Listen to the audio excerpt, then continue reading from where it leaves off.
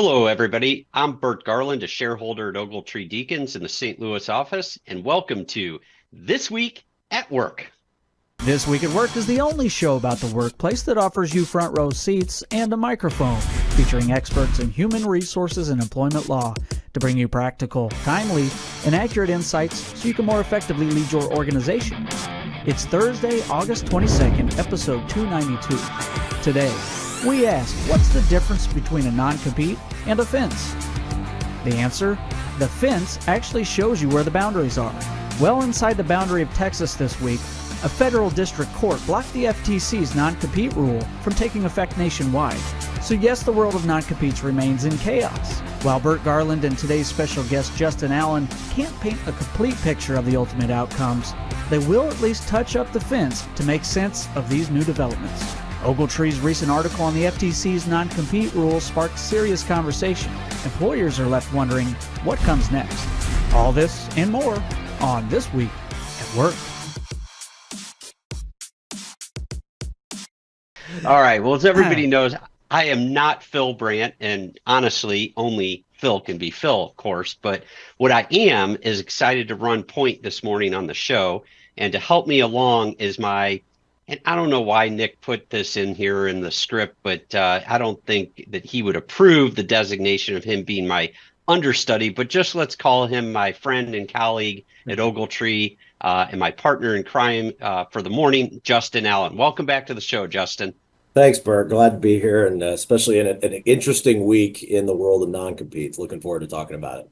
Yes, indeed. Very interesting, very timely. You know, it's so nice of the Fifth Circuit. I mean, they really must be fans of This Week at Work because, you know, they issued a significant decision on Tuesday, which gave you and me and others in the firm some time on Tuesday evening and Wednesday to sort of digest their decision and then to, of course, report on it live on our program today. So really thank you to the Fifth Circuit for being fans of the show and cooperating with us to help us with the agenda for today. I mean, did you have any influence on them with this? I don't know, Justin. Seems like it was awfully coincidental.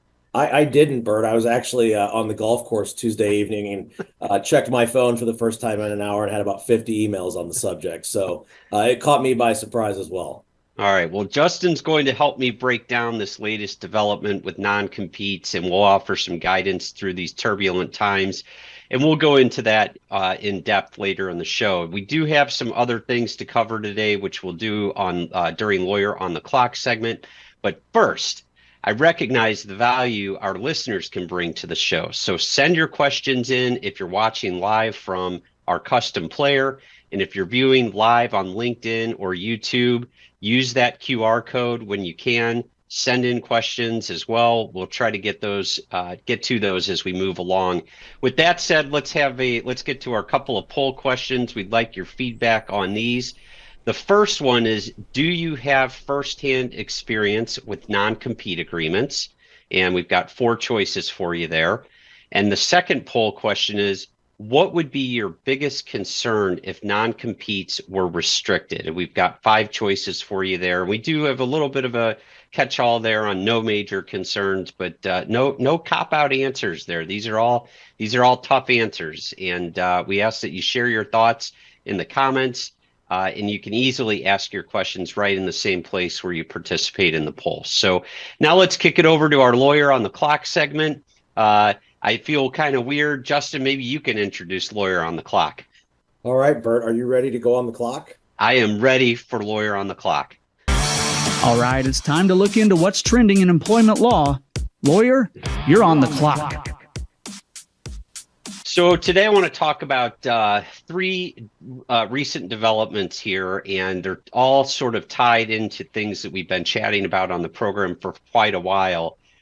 So the first is that there's a circuit court rift forming on deference to the National Labor Relations Board. And of course, this relates to a topic we've covered in quite a bit of detail on the program, the Looper Bright Enterprises case that did away with the Chevron deference standard. Of course, we had our friend and colleague Jim Plunkett from Ogletree's Washington, D.C. office on to talk about this significant development.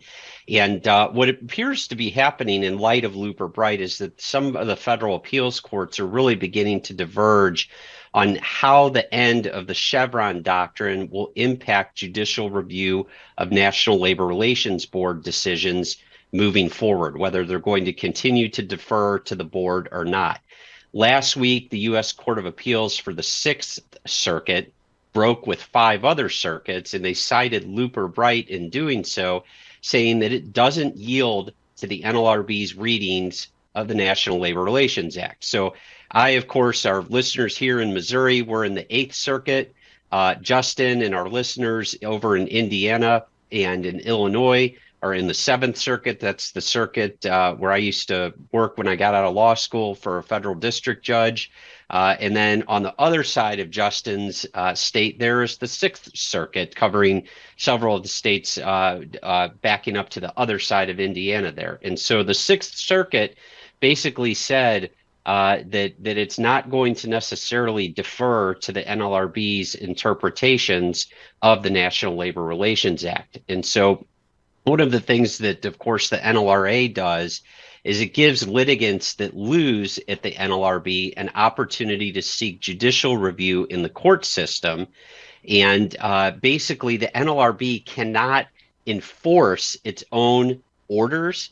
And so the NLRB sometimes has to go into court to force or enforce its orders. And failing to comply with the court's ruling enforcing a board order could be punishable not only by civil penalties, but even jail time, which is unusual, but does from time to time happen. So it hasn't been really a question of if, but when there would be a split in the circuits developing on this issue of deferral to the NLRB.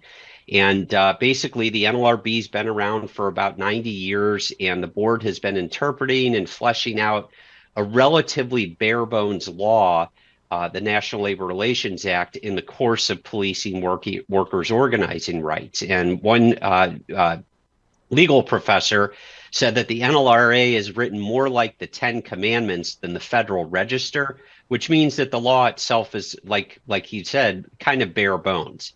So Looper Bright, of course, doing away with Chevron deference definitely is going to have an effect when the NLRB is challenged on its rulemaking, challenged on its flip-flopping that we've talked about from one presidential administration to the next, and is also when it's challenged on its newer expansions of its interpretations of the statute. And that's what we're seeing taking place. And so I really raised this case just to remind people that there is a split in the circuits developing. We're likely going to get some appellate court decisions ruling, continuing to develop this split, and some of this may end up back at the U.S. Supreme Court at some point.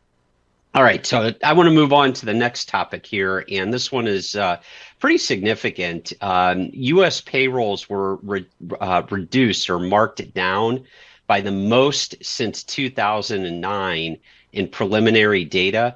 The number of workers on payrolls is likely going to be revised down by more than 800,000 jobs for the 12 months through March, or around 68,000 fewer jobs per month, according to the Bureau of Labor Statistics preliminary benchmark revision. And again, this is the largest downward revision since 2009. And economists did expect a decline. Some had predicted a decline of up to 1 million jobs, but the figure looks like it's going to be north of 800,000. And what this does is it suggests something that Phil and I have been talking about quite a bit on the program with some of our other guests, and that is that the labor market started moderating much sooner than originally reported. It really wasn't until earlier this month that markets and economists started to grow concerned with the release of the July job reports, and that set off alarm bells with a weak pace of hiring and a 4th month of rising unemployment. And one of the things that we've been talking about quite a bit on the program is that while there are a lot of job openings and people still hiring in certain segments of the economy, we're also kind of on the front lines here at Ogletree doing reductions in force for clients. And we've been seeing these reductions in force taking place really for the last 2 years. And a lot of these reductions in force are in the tech industry and a lot of other white collar jobs. And that's where most of these jobs are coming from.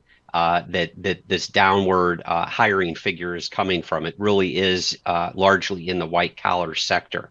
And so, again, I think this just reminds us that we are in a really interesting time, a really interesting job market here. And of course, these figures are being cited in anticipation of the Fed perhaps reducing the federal interest rate coming up here in September. Some people are expecting a 0.25 cut in the interest rate, and others are expecting maybe as much as a 0.5 point cut in the interest rate. So it'll be interesting to see what happens next month. I think that most traders, the treasuries have edged higher after the data reinforced these wagers that the Fed will start cutting rates next month, and traders are expecting really, again, that 0.25 point cut next month, and they're assigning a roughly 20% chance for a 0.5 point reduction. So take that for what it's worth. All right, now shifting gears, I want to talk about one more case here, and that is a case also related to the National Labor Relations Board. And this one, in this particular case, workers at a Birmingham bar were not protected by federal labor law when they participated in Black Lives Matter protests against racial discrimination. And this ruling is actually from the National Labor Board itself. The employer in that case, the Parkside Cafe, basically it terminated some employees when the employees' activity in the Black Lives Matter demonstrations outside of work was not aimed at improving their terms and conditions of employment. The NLRB just issued this decision yesterday. Now, remember, the NLRB back in February ruled that Home Depot had to reinstate a worker who was effectively fired for refusing to remove the Black Lives Matter insignia from their work apron. But the board's Home Depot decision declined to hold that protesting civil rights issues on the job is inherently protected by the National Labor Relations Act. So this Wednesday ruling, again, really stemmed from these allegations that the Parkside Cafe constructively discharged 3 workers for participating in the Black Lives Matter protests. In this case, the judge, the administrative law judge at the NLRB, dismissed the charges, finding that there were no connections between the protests in this case and any concerns about racial injustice at the workplace or at any other particular employer. And so that's the key there, is that protesting and general social justice activity in and of itself is not inherently protected in the workplace. The employees who are engaging in this activity, if they want their conduct to be protected in the workplace, they have to somehow tie it to their terms and conditions of employment itself. It's a very fine line there. And of course, what I would say is that any employer who has concerns about whether or not an employee's social justice activities sort of roll over into the workplace and might be protected should reach out and definitely seek some legal guidance on that. All right, so that's what I have for Lawyer on the Clock today. I think it is a good time for us to get to a program. I know a part of the program, I know Justin and I are dreading this because we went ahead and we looked at the script that Nick put together, but it's in here. We're going to follow this today, and what we're going to talk about in Filbert's forum is, gosh, it's just even hard to say, Justin. I mean, you've looked at these two. I mean, what are your thoughts before we even introduce this? I would like Lena Khan to maybe take aim at these jokes, and maybe we could put a ban on them. But all right, let's do it. All right, so we're going to cover in Filbert's forum today. Nick, you want to run with Filbert's forum?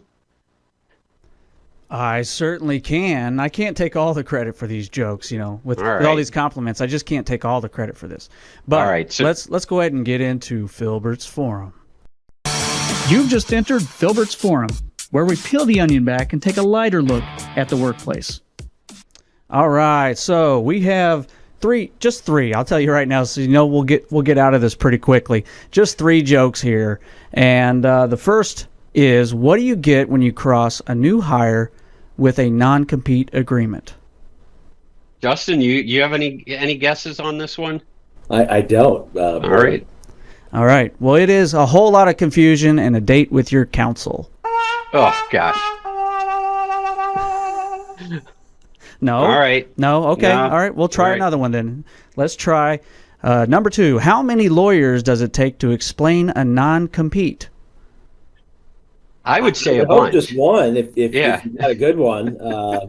You know, actually, that's a partial right answer because it is just one, but you'll need 3 more to argue whether it's enforceable. Oh, these are awful. Did we blame Phil for these? Did Phil write these? Yes. All right, here we go. Here's number 3. Now, this one's a good one, okay? This one I came up with. Why did the rooster with a non-compete cross the road? I have no idea. To get to the other side. Well, yes, but it had a reason for that. To find farmers that need help going to sleep at dusk. Ugh. You know? Because, they're usually getting people up in the morning, but I don't know. All right. I don't think I would have taken credit for that one if it was me, but... All right. All I can say is I am so relieved that segment of the show is over, and that's going to be that's a great time for you to come in, Justin, to talk about our featured topic today, which is the FTC non-compete update. And I want to put things just in a little bit of context before I sort of let you really roll with things here. We've talked about it on the program many times, and generally employment agreements come in 3 flavors, and they're sort of on a continuum, with the least restrictive of the 3 flavors being the most enforceable, and then the most restrictive of the 3 flavors being the hardest to enforce in court. And so what I'm talking about, of course, the 3 flavors are a confidentiality agreement, and that's the least restrictive and the easiest to enforce. The middle ground is a non-solicit agreement that usually also contains a confidentiality agreement. And again, middle ground, so it's not as restrictive as the third one, but also not as easily enforced as the first one. And then, of course, there's the heavy hitter one, and that is the non-compete agreement. And usually, not always, but usually a non-compete agreement also contains the other 2 provisions that we've already talked about, the non-solicit and the confidentiality agreement. And non-compete agreements really are heavy-hitting restrictions because it actually prevents people or restricts people in their ability to go to a competitor of the current employer. And so you're talking about possibly putting somebody out of work. The other 2 agreements sometimes, but very rarely, can lead to an individual being put out of work. That's usually not the case with the confidentiality agreement, and usually not the case with a non-solicit. But with a non-compete, you're basically trying to restrict somebody from going to work in a new workplace. And Justin's going to cover what took place with the FTC's rule this week on Tuesday, and then I'm going to tie this in just a little bit to the National Labor Relations Board, which all ties back to this Looper-Bright decision of the Supreme Court. So, Justin, why don't you share with our audience today what happened this week and kind of how we got here? Yeah, Burt. So I'll start with how we got to where we are today. As I think most folks who tune into the show probably know, the FTC was in the process of rolling out a very broad non-compete ban. It was frankly broader than I think a lot of practitioners were expecting several years ago when the FTC started looking at the issue. It would have banned essentially all non-compete agreements between employers and employees with a limited exception for senior executives. The courts were addressing this over the last month and a half. There were a number of lawsuits filed in the middle of the summer. And back in early July, on July 3rd, a court in Texas issued a ruling on a preliminary injunction motion that held the way that most employers were looking for, to find that the law, or that the rule rather, was an unreasonable exercise of the FTC's statutory authority, and that it was arbitrary and capricious, meaning that there wasn't any sound reasoning behind the FTC's exercise of the rule. But the Well, Texas, and Justin, let me chime in real quickly. I mean, so that for everybody who doesn't know, the FTC is the Federal Trade Commission, and they deal with trade in the United States, and specifically free trade. And had the FTC ever waded into this area prior to this current presidential administration? no, Bert, and the FTC's statutory grant is over 100 years old, the FTC Act of 1914. And for much of the FTC's, first several decades of existence, really didn't do a whole lot in terms of substantive rulemaking.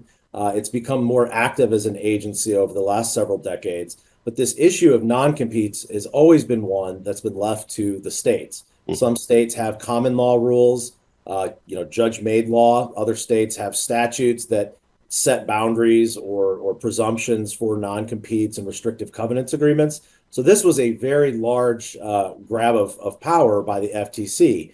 And the FTC had looked to some provision of Section 6 of the FTC Act that gives them the ability to regulate unfair methods of competition. But the dispute was over whether or not that gave them substantive ability to implement a non-compete ban of this kind of breadth. And so the court in Texas back in early July signaled, no, we don't think so, that this is an overreach of their congressional authority. And also, it just is not a rational rule given the scope of it. It's so far-reaching, and the FTC did not do enough analysis as to whether all non-competes are bad, only some non-competes are bad, whether or not some are actually legitimate protections for business. And so the court said, we're going to issue an injunction. But what was challenging for employers around the country is that the injunction in that Texas case was just limited to the parties in the case. So employers everywhere else were still anticipating this effective date of September 4th. There were two other lawsuits that were ruled on in the last few weeks. Late July, there was a case out of Pennsylvania where a court went the opposite direction and said that this was a proper exercise of the FTC's authority. So now you've got a district court split on the issue.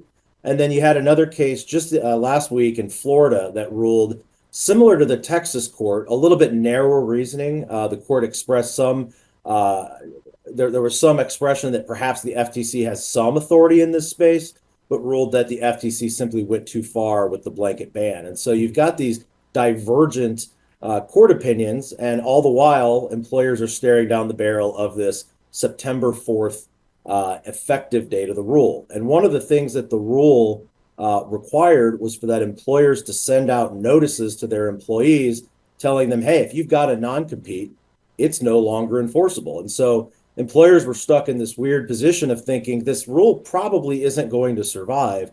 But if we send out these notices and try to comply, we may be inadvertently rescinding our non-competes going forward, even if the rule does fail. So it really left employers in the lurch. Fortunately, the court in Texas, it had indicated it would rule by August 30th. And the court decided, I guess, to rule a little bit earlier to give employers everywhere a little bit of a reprieve. And so, and of course, so that you and I could talk about this today. Right. Absolutely. Yes. Yeah. No, thank you very much to the court down in Texas. So Tuesday, late in the day on Tuesday, the Texas court issued a ruling on summary judgment. So a final decision on the merits of the case. And again, reiterated the same opinion, the same holding that it had reached in the preliminary injunction phase, saying that the FTC likely exceeded its statutory authority, and also that the FTC acted arbitrarily and capriciously in adopting this rule. Again, no reasonable basis for the scope of the rule. In doing so, the court extended the ruling to the entire country. So now we have a nationwide injunction against the effective date of the rule. Now, where do we go from here? So at least in the interim, the urgency of potentially rolling out notices, complying with the rule, that is likely gone by the wayside. There's no need to issue these notices by September 4th, but we can certainly expect the FTC to appeal this. Again, we've got a split in district authority, so I would expect this is going to make its way up to one or more courts of appeals in the coming weeks and months, and very likely to the Supreme Court at some point for a decision. So it may be that the FTC rule is revived. I think most practitioners in the space expect that it probably won't, and that the rule will go into the dustbin of history. And I hesitate to say that with certainty, but in the meantime, employers are not under the gun to do anything or issue any kind of notices. So what should employers do, Burt? I will tell you that regardless of this FTC rule, my advice to employers hasn't changed a whole lot. There are still strong headwinds against non-competes. You alluded to it in your intro to this segment. Courts do not like non-competes, and I think more and more courts are expressing skepticism about non-competes. I'll tell you that in the last few weeks, I've had a number of clients ask about, hey, how do we make sure that our agreements will be enforceable after this FTC rule goes into effect? And I've seen several agreements that have just said, I don't think the FTC rule changes anything because it's not enforceable today. You've got to make sure these agreements are constrained to the areas in which the employee works. Long gone are the days when you can have a non-compete that bars an employee from going to a competitor for any reason. It needs to be limited to the scope and duties that they perform for you as the employer, and to the types of positions that they could harm you in if they were to compete unfairly. So you can't just say you can't go to a competitor, and you can't go to a competitor anywhere in the country. Those days, to the extent they existed a few decades ago, are long, long gone. And so I really encourage employers to dust off these agreements, maybe use this as an opportunity to get them up to speed and get them up to date in the law in all the states where they're in effect. And also consider whether or not you even need a non-compete. I tell a lot of my clients, consider not only the practical realities and the difficulties in enforcement, but sometimes there's just cultural reasons, right, that you don't want to have non-competes. Certainly there are positions and types of roles where they make a lot of sense. Important people in the company, senior executives, R&D people, high-level sales folks, but there may be times when a non-solicit or a confidentiality provision will do the trick. So very much encourage employers to continue looking at these regardless of what ends up happening with the FTC rule. So I think that's great advice, Justin, completely consistent with what I've been advising people. In fact, for decades now, I've been advising clients and everybody within an organization, everybody should have some form of a confidentiality agreement, from the lowest level employee to the most senior executive. You want to protect the information, and even those need to be, reasonably tailored to protectable, proprietary, confidential information, trade secret information. But everyone really should have some sort of a confidentiality obligation. Salespeople, people who are in intimate contact with customers, that's the ideal time to use a non-solicitation agreement. And then, like you said, the non-compete agreement is for the more senior executives, the higher level people, and some of those higher level salespeople that just by virtue of the fact that they go to a competitor, they could materially harm the company. And so these things aren't something that we would suggest that anybody just simply go on the internet, try to download a non-compete agreement and think that that's sufficient for use in their organization. Some thought needs to be put into the types of agreements you're going to use and the types of employees who you're going to ask to sign these agreements. Now, just real quickly, just because we promised the audience that we would talk about it, don't forget that on May 30th of last year, the National Labor Relations Board General Counsel issued a memorandum declaring her opinion that the proper maintenance and enforcement of non-compete agreements and employment contracts and severance agreements violates the National Labor Relations Act. And I am dealing with two cases right now before the NLRB on this specific issue. I was just told last week that the NLRB is going to issue a complaint on one of these, making it one of the test cases in the country where the NLRB is now trying to wade into this whole area of non-compete, kind of overlapping these two areas of the law. And I think it's important to remind people that in 2022, the General Counsel of the NLRB entered into a memorandum of understanding with both the FTC and the U.S. Department of Justice's Antitrust Division that addressed non-compete agreements in employment. And so I think that it's really significant to show that the Biden administration has been completely focused on eliminating or severely restricting non-compete agreements across the agencies. And I think that this decision related to the FTC, Justin, that you've been talking about is sort of the first shot across the bow by the court system reining this in. And of course, I think this does implicate Looper Bright, which we've been talking about, on deferring to agency rulemaking and agency decisions. And I think that the FTC here, as the court concluded, and I think eventually they'll conclude with the NLRB, that they have way overstepped their boundaries in this area of the law. Yeah, I think that's likely right. I will note that it would not surprise me at all if we saw some congressional action in this space. Mm-hmm. And that's a bold prediction in today's political climate. But this is an issue that has bipartisan support. There are both Democratic and Republican senators and members of the House who have spoken out against the use of overbroad non-competes. So we may see, even if the courts strike down agency action at the NLRB and the FTC, we may very well see congressional action on this issue. Certainly we'll continue to see it at the state level. So important to stay abreast of these developments. All right. Well, with that, I think we'll wrap up the show here. Nick, maybe you can get the poll results posted on the website. And I really appreciate you, Justin, talking about the FTC developments in the non-compete area today. Thank you, Nick. Thank you, Feature Group. And we will see you next week, 7:30 a.m. Central Time. Now go out there and be good to someone. Thank you once again for tuning in to This Week at Work. If you enjoy the show, please share it with your colleagues. Forward our invites. Share the link, aimea.org/This Week at Work, or follow or subscribe wherever you get your news and entertainment. LinkedIn, YouTube, Spotify, Apple Podcasts, we're everywhere you are. Don't forget you can be part of the show. Send your questions and comments anytime to info@thisweek.work. We'll see you next week, 7:30 a.m. Central Time, when we discuss what's happening this week at work.